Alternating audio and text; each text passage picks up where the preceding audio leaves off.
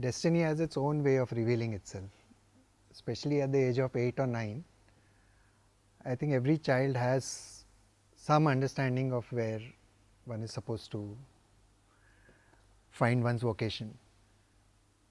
And if one is fortunate enough to have the right ambience at that time, then that growth happens much more harmoniously. I was crazy about drawing all the time, drawing from comic books. That time Phantom, Superman, Batman, and my eldest brother used to draw. So watching him was a big inspiration. Another interesting aspect was the street where I was staying, that used to be called the Bollywood Gully, where all the film stars of yesteryears were staying. My father was a big Hindi film buff, so he used to take the whole family to watch Hindi films. So that was the kind of childhood I had, where one is being exposed to comic books, one is being exposed to the film industry. So I was very clear that this is the area I need to get into. And I failed in my 12th. So I lost 1 year. I was sitting at home. But something inside me kept telling me not to. It was not a frustrating experience for me of failing or whatever. It was something, it was opening up other doors. So the time when I was sitting at home, there was this cartoon course announced by Vijay N. Seth. He was known as Vince. So I joined that course, and that was like a crash course on the art of cartoon drawing. And it opened up my mind totally. And Vince commented at the end of it that there is at least one person in this class who can make a profession out of this. So I was wondering, I never thought it was he's talking to me, and when he signed my drawing, he told me I was talking about you. So that somewhere you get the confidence that there is something good in you which you need to explore. And so I applied at JJ College. I applied for the commercial art course. I got rejected, and then I applied fine arts, got rejected there also. And then I kept wondering what is the building in between, and somebody told me it's an architecture college. So that after 12th. So I said, okay, I am applying for architecture. So I applied. Something which I had never known what it's all about turned out to be an absolutely fascinating field. At the same time, I was doing cartoons for newspapers. I was doing Behram Contractor had started Midday, and he was very encouraging, and like some person I really respected a lot, one of the greatest humor columnists in India. And when he was appreciating, I realized that there's something special here. But it was interesting, I was doing cartoons sometimes in the class when I'm studying architecture, drawing it in the night, giving it to him early morning, and then again going to class.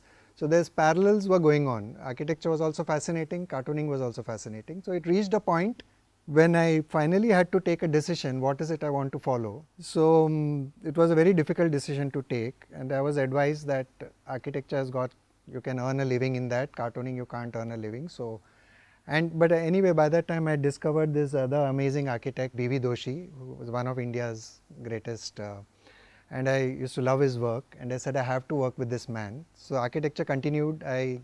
After college I went and apprenticed with him. When I was doing architecture also, I was continuing to contribute cartoons to Behram Contractor. And now that cartooning aspect started growing again. So I took a decision that now I'll stop architecture and I'll start nurturing the cartooning aspect. I had a very meager bank balance and I wanted to explore cartooning. I joined the Kanoria Center for the Arts, not knowing what I'll do the next day because of the kind of money situation. And suddenly a friend of mine came home and he said, you come home and watch the TV news. And as we were watching the news, the last item was that Ajit Rao from Ahmedabad has won the first prize in the Hindustan Times cartoon contest, and it was 15,000 rupees. It is like a divine go ahead.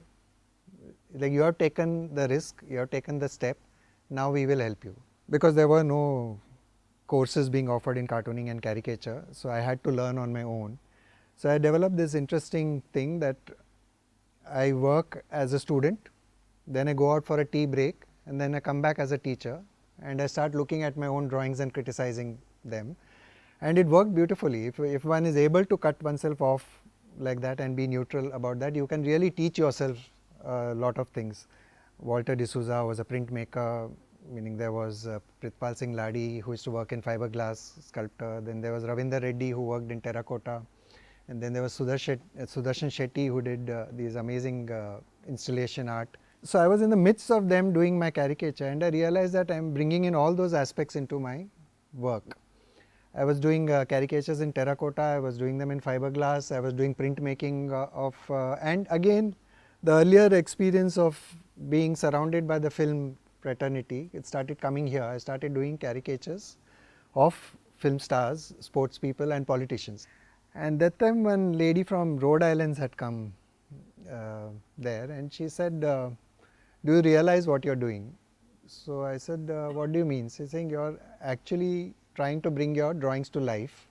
So you're thinking in terms of animation. So I said, yeah, somewhere I had that feeling, but all the best colleges are abroad, and I don't have the kind of finances. So she said a statement like, she said, try for Cal Arts. And I had heard that Cal Arts was one of the most expensive colleges. So I told, I'm not in a situation to. So she said, aim for the best, and just. So that words had so much of impact on me. So I started doing my portfolio and all that, and sent it off to Cal Arts. I had got admission in Cal Arts and I had got admission in Sheridan College, but didn't have money for either. And then there was this Bombay International Film Festival, where Ted Seeger, a Swiss animator, he got the first prize and he went on stage. And he suddenly announced there that he's heard about this Indian student who's been accepted in the best of colleges. He said, I want him to go. And this was at the Tata Theatre, huge auditorium, and everybody was applauding. And I was wondering, who is he giving this money to? And then the surprise was he pulled out this chit from his pocket and he read out my name. He said, I would like to give it to Ajit Rao.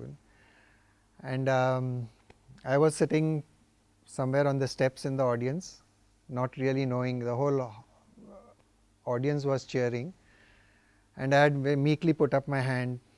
And more than embarrassing, it was a puzzling moment that I've never met this man before, and suddenly he's giving his entire prize money to me and in front of this auditorium. So I was on the stage and I accepted, and I asked him, like, how do you know about me? He said, I know everything about you.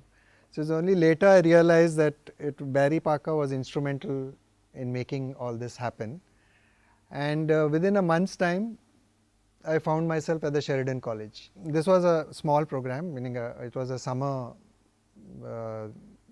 program, and it was a 4 months program. And I had a feeling that I may not be in a situation to come again. So I made the most of that 4 months that was there. And it's one of the best programs available at that time, with some of the best teachers coming there. We had Kai Pendle, who's some of his works with Derek Lam has won Oscar awards. One of the most exciting professors at Sheridan was Zach Schwartz. So having him as a professor was something like, it actually gave you access to entering into the Disney studio and into the mind of Disney, because for us he recreated step by step some of the story development processes which happened in the Disney studios when Disney was present.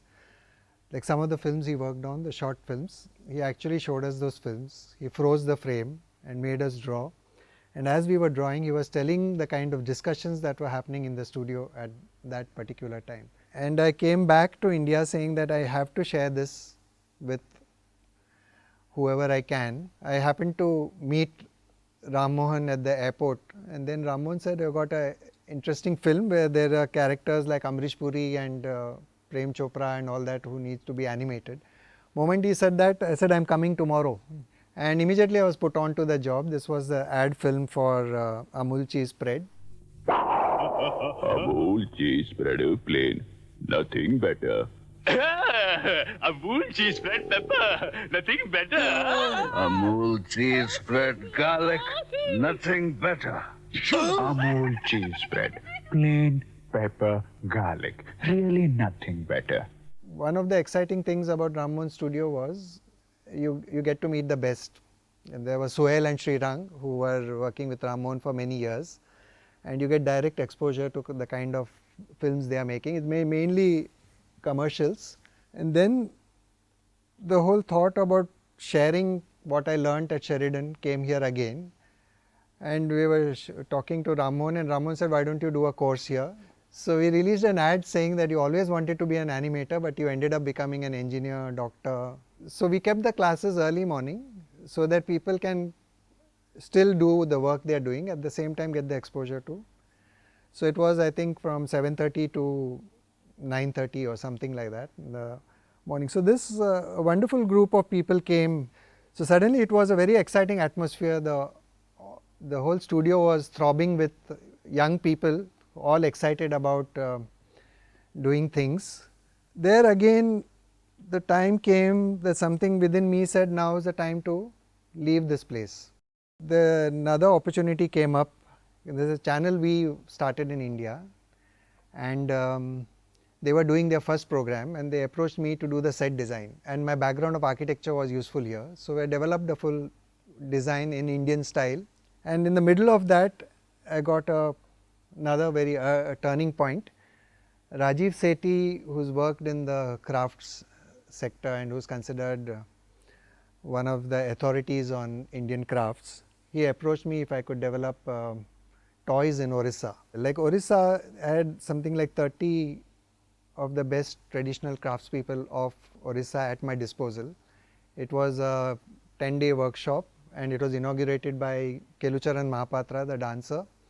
So it was quite a experience. Suddenly you're in the thick of Indian culture.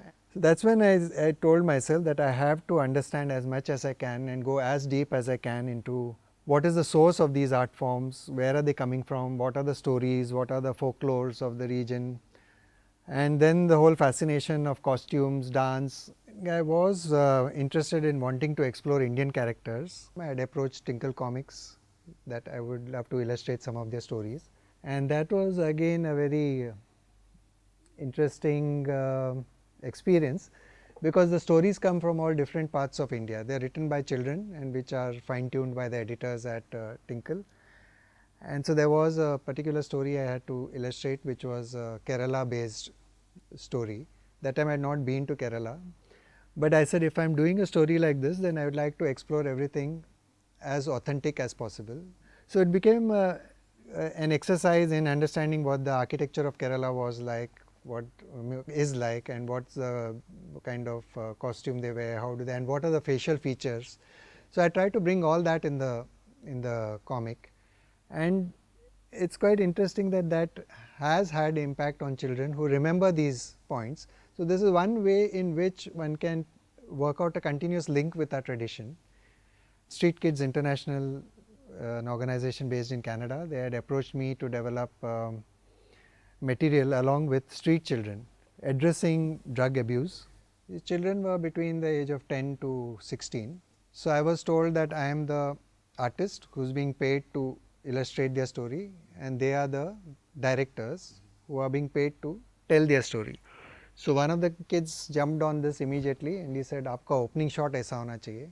So it was a lovely collaboration where it's quite interesting when you deal with children who on such sensitive issues. When you ask them directly what is the kind of drugs they take, they will tell, they'll immediately say, "We don't take, I don't take.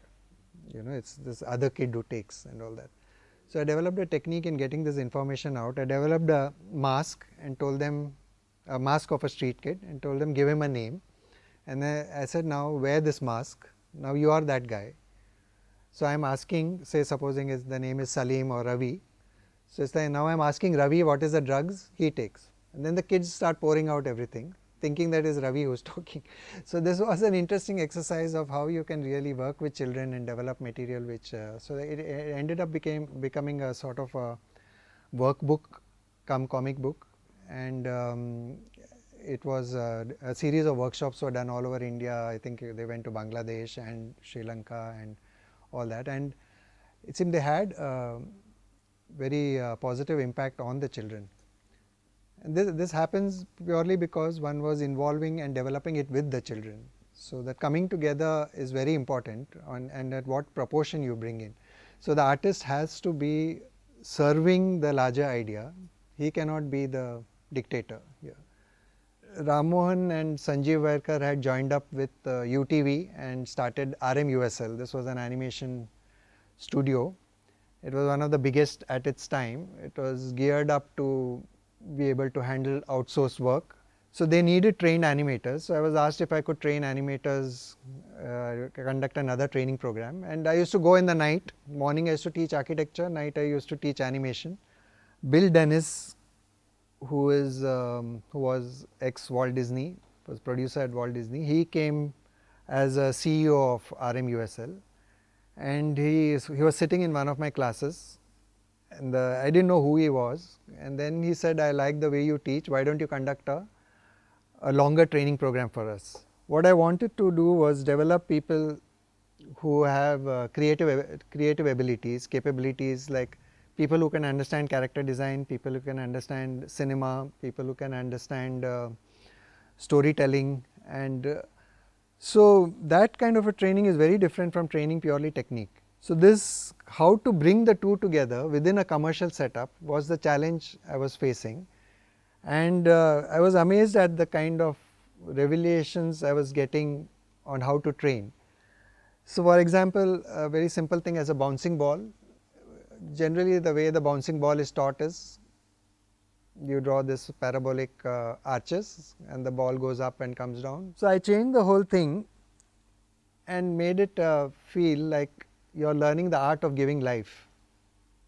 You know, like what you have is just a pencil and a paper, and just with this you have the power of God. You have the power of really bringing your drawing to life, and you can, even if it's a simple ball, you can tell a story with the ball. So again, I developed a technique there that I remain very strict with them. The first 2 months I don't smile also, so that they almost fear me to the point till I see that they have managed to find the balance of discipline and creativity. Moment I realize they have got the balance, and then I am absolutely relaxed, and then allow the creativity to flow in its own form. Because things like studying anatomy, studying anatomy in terms of the skeleton, the muscles, and at the same time responding to proportion. So I used to force them to draw the skeleton and the muscles and all in such a way that even if I come at 12 o'clock in the night, I wake them up and I tell them, now draw the thing, they should be able to draw. So it's only when you have groomed your technical skills to that level can your creative skills flow easily. Otherwise the creativity always suffers, because your technical skills don't match up to your creative skills. It's like creativity doesn't have hands unless you bring your heart and intellect to its disposal. I just completed this training program and I got an offer to develop these leather puppets. It was some program by a theatre group who wanted to develop a series of leather puppets based on the Karnataka style. We had to develop a new story and develop designs, a set of designs for that. And interestingly, the workshop was held next to a primary school, and I had access to actors who were also trained in the traditional way of acting, and there were folk musicians and the children. So on its own, the collaboration started happening. The actor was influencing my drawing, and at the same time the children were acting out the thing, and the children were giving inputs on my drawing, and my drawing started getting enriched further. And eventually I collaborated with a fine arts college in Dharwad where the project was held, and they helped me execute it on leather. And then Bill Dennis, I got a call from him saying that he's setting up this studio and he would like me to be a part of the helping set it up. Again, I was very fortunate that Bill Dennis gave me absolute open hand. I could select the students, I could decide what the program was, and there was very little budget restrictions also. I could bring in anybody I wanted to speak to the students. So I got Kathakali performers to come and interact with the students. I got a person who was an authority on Puranic tales to come and talk about the stories. And anyway, most of the students, about 70% of them were anyway from Kerala, and they knew their folk songs, they knew their stories, they already come with the research intact. So there, the kind of training I had developed earlier at RMUSL, I took it one step further. The way I teach animation is I don't teach the steps, like how to move a hand from here to here, how to slow in, slow out, and what I make them do is, one, first is the student develops his own character. So the acting, since it's a very important part of animation, there was an actor who was with me all the time training them. Every morning 1 hour was with the actor. So the students had to now act out the character and start living and breathing that character. And then it is very simple later now when you tell them, now translate that into animation. So eventually what they are doing is they are making their drawings act. So it is another way of teaching animation, because in the process of making the drawings act, they learn the techniques anyway. So then there's no point, there's no need to tell them about timing or anything, because they are naturally sensing the timing and they are using the animation techniques to bring that out. In a class of 40, I used to say that we have a class of 80, 40 of the students and 40 of their characters, and they are all growing at the same time. So this became a very interesting way of exploring Indian content, because what happens in such a situation is at the end of the program, you have 40 different story ideas with 40 different character styles, and you can explore a full range of what is possible in the Indian context. Like the Sheridan program that I went to, so they follow the Disney method of animation, the classical principles. And if one draws parallels, meaning the word classical is very important, because if you take any of the classical forms, say you take Bharatanatyam, even those are classical principles. So there are certain ways in which the mudras happen, certain ways in which you use your eyes, certain ways in which you use the body gestures. So they all have a significance and a meaning, and a performer to be accomplished and really evoke the sentiment in the audience, they need to be able to bring all this together. For some reason, like when one is learning animation, one doesn't draw parallels. One doesn't feel that the learning process is the same as, because here if you tell the student that you need to draw and you need to perfect your drawing skills, you need to, the power of your line has to be well worked out, your understanding of anatomy has to be good for you to be able to be creative. There is a lot of impatience, they do not want to do all this, they want to straight away get into doing the creative stuff, and the creative stuff does not happen effectively unless your foundation is strong. So I got the idea of bringing in the classical dancer and made her talk on how the training of a classical dancer takes place. So she was talking about that, and she was talking about how the dancer has to be very careful about where she is seeing, because they are drawing lines through their eyes. And she was talking about how we have to be very careful about the body gesture. And I could see, as she is talking about all these points, the students are looking behind at me and nodding their heads, like this is what you are talking about in.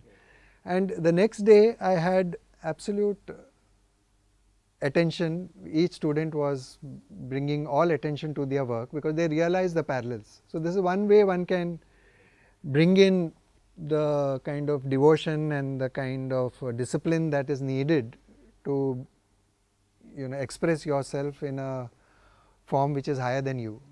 There another very interesting thing happened at Toons was there was a press conference where I was talking to the press people, and I was saying that we will be developing Indian content. So somebody in the audience asked me, like, what do you mean by Indian content? Is it Puranic tales? Is it this? Is it that? At that point I was absolutely, I realized that I don't really know what I'm talking about when I said Indian content. I really don't know what is. I was very excited about doing something which is Indian, but what is Indian is something which was eluding me. When I left Toons Animation, the first thing I did was I joined this Indian Aesthetics program at the Bombay University run by Rashmi Poddar. So while doing this program on Indian Aesthetics, I had the good fortune of meeting Professor Walter Spink, who is a world authority on Ajanta and who's done some real amazing work on three generations of kings, the Vakatakas, which is not properly documented in Indian history also. So I went with him to Ajanta and he narrated the whole story of what the Vakataka empire was like, and I found it so fascinating. So Walter wanted me to do a film on Ajanta, so I said, other than that, can I try and explore developing it as a graphic history? So you actually get to know what the king looked like, what were the kind of ambience in that period. Like if you want anything on, say, the Mexican civilization, or you want anything on the Japanese or Chinese civilization, there are any number of books available. You can find out.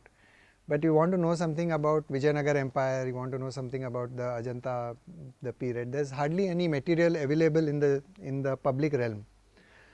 So if we don't have this material, how are we ever going to establish our stories in the future? So I said, since I am in a situation where I can do these things, so why not do it, enter into it and explore it to the maximum extent possible. But then as I got deeper and deeper into the project, I realized that one needs to know more and more. Meaning, if you have to show a king getting killed, you need to know how a king can get killed. So we started studying the Arthashastra. There are some 6 or 7 ways of killing a king. So now we have to, in the story, we have to develop how do you kill a king. And then in the second story, the king is seduced by a dancing girl. How do you seduce a king? So then we have to read the Kama Sutra to see what are the ways in which you can seduce a king.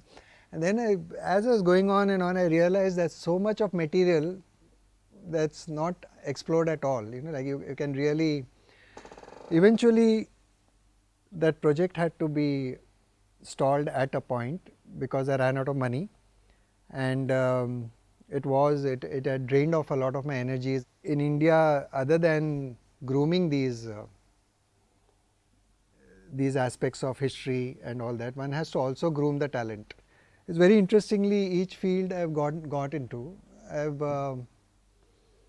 coincidentally or out of choice, I worked with the best. Like if I got into cartooning and caricature, I used to discuss that with Lakshman and Mario. If I got into animation, I was working with Ram Mohan. If I got into architecture, I was with B.V. Doshi. And if I worked in the area of crafts, it was with Rajiv Sethi. So it's very interesting when I look back, and if I worked in comics, I worked with Anant Pai. So when I look back, I realize that what I'm actually absorbing from them is the creative process.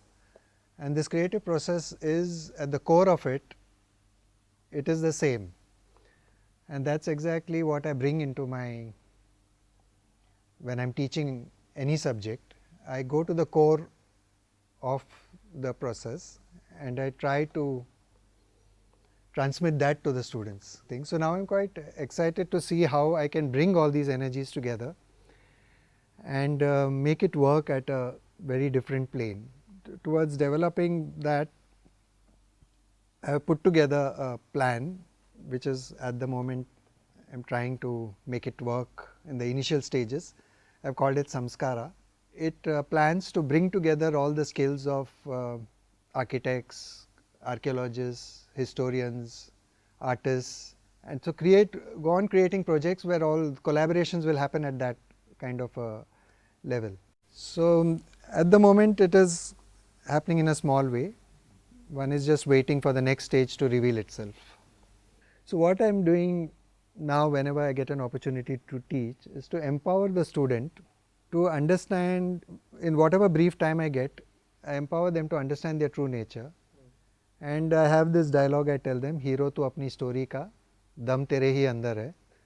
Now the whole world has opened up, you can learn through the net, but you need to know what to learn. So if I can empower them with knowing the true essence of what learning is, and then the world is their classroom. Actually we are very interestingly situated right now as Indians. By when I say Indian, I'm not talking in a patriotic sense. I was saying people of this region, where everything was explored at very deep levels, like what they call the East. The whole preoccupation was with the East was spirituality, to work towards awakening a higher realization.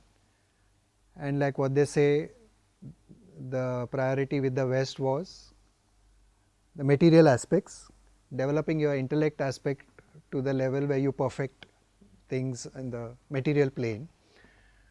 So right now we are ideally located in the sense that with all this globalization aspect, the coming together of the two worlds is what will be the future. The West is already doing it. They are applying their perfection of technology and all to concepts which are spiritual in nature. If you see in the field of cinema, you can see it being applied in films like Star Wars, Matrix, Avatar, and they are doing it beautifully. They are bringing, but somewhere I feel we seem to have missed the learning here, because in our whole wanting to ape the West, we are giving away a heritage which we have inherited. So this moment one mentions spiritual aspect, there is a sort of one is looking at it as God or prayer or rituals, but that is not really the situation, because somewhere along that the spiritual heritage has come down to us inbuilt in our system, but having lost its original impact. Whereas the West has its intellectual aspect and it's in place, and they are applying that to spirituality, whereas we don't have that in place. So it's very important now to every training program should have, every school should have this, the coming together of the two worlds. We need to look at tradition, understand tradition at the level it needs to be understood, and then bring those sensibilities into our contemporary work that we are doing. So one is not talking about aping the past, one is talking about understanding the attitude with which the work was done in the past and bringing that attitude into contemporary sensibilities. So that will make us something special. It will anyway make us better human beings, but at the same time what we create will be something which will have a deeper impact on the generations to come.